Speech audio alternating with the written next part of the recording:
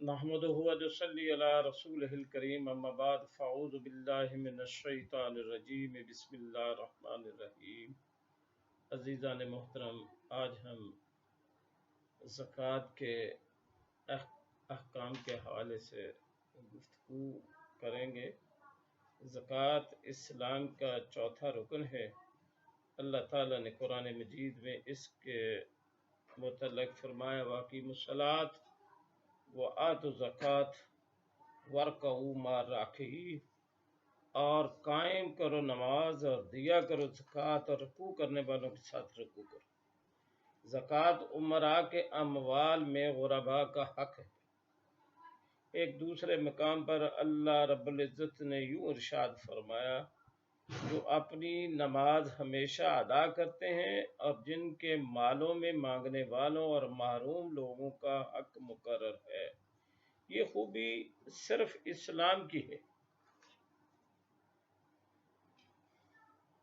کہ وہ زکوٰۃ کو بھیک یا دوسرے گرے ہوئے ناموں سے یاد نہیں کرتا، بلکہ اس کو امراء کے اموال میں غرباء کا حق بتاتے ہوئے ذکر کرتا ہے۔ اور حق کی ادائیگی نہ تو احسان ہوتی ہے نہ منت۔ احسان جتلانے اور تکلیف پہنچانے سے زکوٰۃ کا اجر ضائع ہو جاتا ہے۔ یہی وجہ ہے کہ قرآن حکیم میں فرمایا، تم اپنی خیرات کو احسان دھر کے یا تانا دے کے برباد نہ کرو۔ زکوٰۃ انسانوں میں معاشی مساوات پیدا کر کے، امیروں اور غریبوں میں بہترین تعلقات پیدا کر کے معاشرے کو خوشگوار بناتی ہے، اور اس کے نتیجے میں آپس میں نیکی، ہمدردی، خلوص اور باہمی تعاون کے جذبات پیدا کرتے ہوئے زکوٰۃ کا فریضہ افراد و اقوام میں سے بخل اور کنجوسی کو دور کر دیتا ہے، اور اپنی محنت سے کمائے ہوئے روپے پیسے سے خدا کے فرمان کی تکمیل میں خرچ کر کے انسان اپنے مال کو پاک اور اپنے جسم اور روح کو روحانی بیماریوں سے بچا لیتا ہے۔ زکوٰۃ ادا نہ کرنے والوں کا انجام، جو دولت مند غرباء کا یہ حق ادا نہیں کرتے، ان کے متعلق قرآن حکیم میں ارشاد ہے، اور جو لوگ چاندی سونے کو دبا کر رکھتے ہیں اور اس کو خدا کی راہ میں صرف نہیں کرتے، ان کو دردناک عذاب کی بشارت دو، جس دن اس چاندی سونے کو دوزخ کی آگ میں گرم کیا جائے گا، پھر اس سے ان کے ماتھوں، پہلوؤں اور پیٹھوں کو داغ دیا جائے گا، اور ان سے کہا جائے گا، یہ وہ چیز ہے جسے تم نے اپنی جانوں کے لیے جمع کیا تھا، بس جس چیز کو تم جمع کرتے تھے اس کا مزہ چکھو۔ زکوٰۃ کے بارے میں خلیفہ اول کا فیصلہ ہے۔ احادیث کی کتاب زکوٰۃ کے متعلق خلیفہ اول حضرت ابوبکر صدیق رضی اللہ تعالی عنہ کا یہ فیصلہ مذکور ہے۔ حضرت ابو ہریرہ نے فرمایا کہ جب رسول اللہ صلی اللہ علیہ وآلہ وسلم نے رحلت فرمائی، آج حضرت ابو بکر صدیق رضی اللہ تعالیٰ عنہ خلیفہ ہوئے۔ عرب سے جس نے کافر ہونا تھا وہ کافر ہو گیا۔ اس وقت حضرت عمر فاروق رضی اللہ تعالیٰ عنہ نے فرمایا، آپ لوگوں سے یعنی زکوٰۃ نہ دینے والوں سے کیسے لڑ سکتے ہیں، حالانکہ رسول اللہ صلی اللہ علیہ وسلم نے فرمایا ہے کہ مجھے لوگوں سے جہاد کی اجازت دی گئی یہاں تک کہ وہ لا الہ الا اللہ پڑھیں، یعنی ان لوگوں سے لڑ سکتا ہوں جو توحید کے قائل نہ ہوں، اور جس نے کلمہ توحید کا اقرار کیا اس نے مجھ سے اپنے مال اور جان کو محفوظ کر لیا، مگر قانون اسلام اپنے کسی حق کی بنا پر اس کی جان لینا، مثلا قصاص وغیرہ اور بات ہے، اور کلمہ توحید کے اقرار کرنے والوں کا حساب اللہ پر ہے۔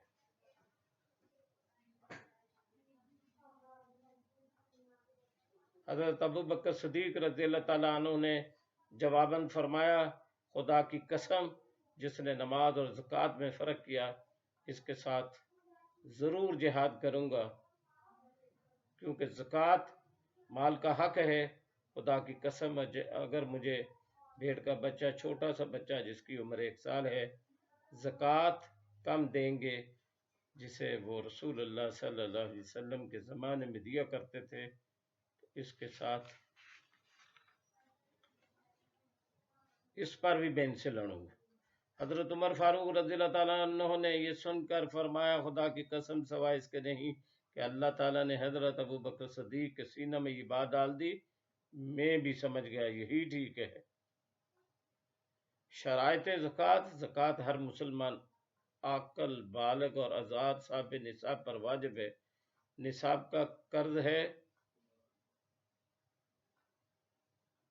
نصاب کا قرض سے فارغ ہونا اور اس پر 1 سال کا گزر جانا ضروری ہے۔ جس شخص کو زکوٰۃ دی جائے، زکوٰۃ اس کی ملک کی جائے، اپنے ماں باپ، دادی دادا اور اپنی اولاد کو زکوٰۃ دینا جائز نہیں۔ اس طرح سے غنی کو اور سادات کو زکوٰۃ دینا بھی جائز نہیں۔ زکوٰۃ کی مقدار جو ہے، زکوٰۃ کے لغوی معنی پاکیزگی کے ہیں۔ شریعت میں یہ مال کے اس حصے کا نام ہے جو اللہ تعالیٰ کے بتائے ہوئے طریقے کے مطابق حاجت مند لوگوں میں تقسیم کیا جاتا ہے۔ جس شخصیت کی ملکیت میں 1 سال تک مال بقدر نصاب موجود ہے، نصاب سے مراد مال کی وہ کم سے کم مقدار ہے جو ادائیگی زکوٰۃ کے لیے شریعت نے مقرر فرمائی۔ جس شخص کے پاس مال نصاب سے کم ہو، اس پر زکوٰۃ واجب نہیں۔ روپے، پیسے اور مال تجارت جو اپنی حاجات اور ضروریات سے زائد اور فارغ ہو، اس پر 1 سال گزر جائے۔ اس طرح 7.5 تولے سونا یا 52.5 تولے چاندی، اس پر بھی زکوٰۃ واجب ہے۔ اس کا 40واں حصہ 2.5% بطور زکوٰۃ واجب ہے۔ گھر کے استعمال کی اشیاء مثلا کپڑوں، فرنیچر، سواری کے جانور، سائیکل، موٹر سائیکل، اوزار، ہتھیار، ذاتی کتب خانے اور رہن شدہ جائیداد پر زکوٰۃ فرض نہیں۔ زرعی اجناس کی مقدار: زکوٰۃ زرعی زمین کی پیداوار پر جو ہی فصل تیار ہو جائے، زکوٰۃ کی ادائیگی لازم ہو جاتی ہے۔ شریعت کی اصطلاح میں اس کو عشر کہتے ہیں۔ اس کی مقدار نہری اور چاہی زمین میں 20واں حصہ اور بارانی زمین میں 10واں حصہ مقرر ہے۔ جانوروں میں مقدار زکوٰۃ: اونٹ میں 1 سے 4 تک زکوٰۃ نہیں۔ اگر 5 اونٹ ہوں یا زیادہ مقدار ہے، زکوٰۃ یہ ہے: 5 سے 9 تک 1 بکری، 10 سے 14 تک 2 بکری، 15 سے 19 تک 3 بکریاں، 20 سے 24 تک 4 بکریاں، 25 سے 35 تک اونٹ کا 1 سال کا بچہ، 36 سے 45 تک اونٹ کا 2 سالہ بچہ، 46 سے 60 تک 3 سال کا اونٹ کا بچہ، 61 سے 75 تک 4 سال اونٹ کا بچہ، 4 سالہ اونٹ کا بچہ، 76 سے 90 تک 2 سال کے 2 بچے، 91 سے 120 تک 3 سال کے 2 بچے، 120 سے ہر 40 پر 2 سال کا 1 بچہ اور ہر 50 پر 3 سال کا 1 بچہ۔ گائے اور بھینس اور بیل 1 سے 19 تک کوئی زکوٰۃ نہیں، اور 20 پر 2 سالہ بچڑا، 40 تک 3 سال کا بچڑا، 60 سال تک 2 سال کے بچڑے، 70 تک 1 3 سال کا اور 1 2 سال کا بچڑا، 80 تک 3 سال کے 2، 90 تک 3 سال کے 3 اور 100 تک 2 سال کے 2 اور 3 سال کا 1۔ اصول یہ ٹھہرا کہ ہر 30 عدد پر 1 2 سال کا بچڑا اور ہر 40 پر 1 3 سال کا بچڑا۔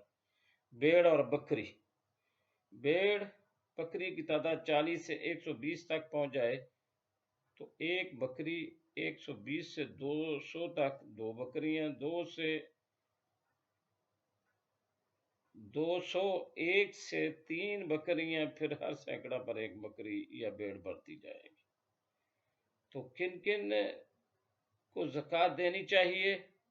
قرآن میں سورہ توبہ میں 60ویں آیت ہے،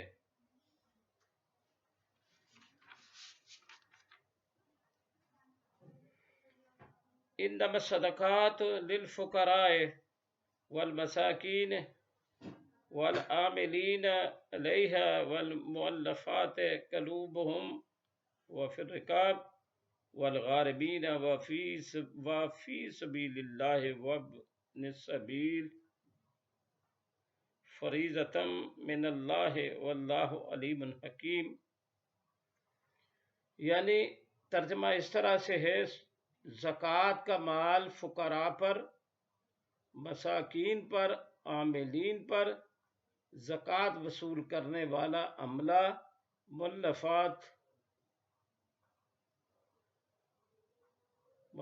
القلوب، نو مسلم، غلام قرضدار، مجاہد فی سبیل اللہ، طالب علم، مسافروں کے لیے ہیں، یہ خدا کی طرف سے ٹھہرایا ہوا ہے، اور خدا جاننے والا، حکمت والا ہے، اس لیے اس کی تقسیم علم و حکمت پر مبنی ہے۔ اللہ تعالی ہمیں زکوٰۃ کی ادائیگی کے قابل فرمائے اور توفیق دے، ہمت دے، طاقت دے کہ ہم اس کی ادائیگی کر سکیں۔